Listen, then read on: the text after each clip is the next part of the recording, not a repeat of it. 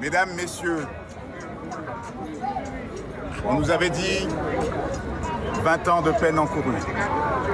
On nous avait dit que M. Petitot était un danger pour la Martinique. On nous avait dit que M. Petitot effrayait les gens.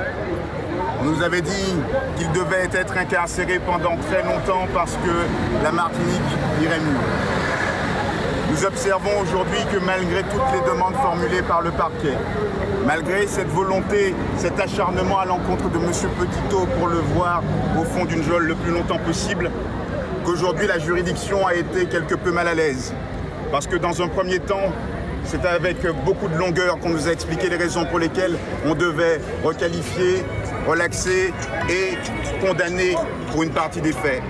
Mais ensuite, le condamner à 1 an de prison avec sursis. Je pense que les arguments de la défense sont portés.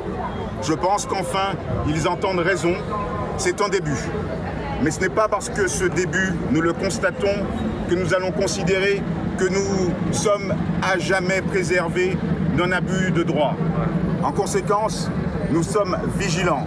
En conséquence, dès aujourd'hui, nous allons demander que M. Petitot soit libéré le plus tôt possible parce que plus rien ne justifie qu'il soit maintenu en détention. Votre combat, vous avez le droit de le mener et c'est ça qu'il est important d'entendre. Qu'on soit d'accord avec vous ou pas, ce n'est pas ça le sujet. Mes convictions, je ne vous les ai jamais données. Les libertés, elles sont fondamentales parce que vous avez le droit de dire ce que vous pensez. Vous avez le droit de penser, nous avons tous le droit de penser et je dirais même que nous avons aussi le droit d'exprimer sa pensée. Nous observons aujourd'hui qu'il y a à l'Assemblée nationale un sujet qui a été mis sur la table par celui qui est aujourd'hui incarcéré. Nous comprenons alors que maintenant nous devons basculer dans une autre ère. Et cette ère, celle qui est celle de la fin de la peur. La fin du complexe d'infériorité que d'aucuns ont voulu pendant si longtemps nous mettre. C'est terminé tout cela.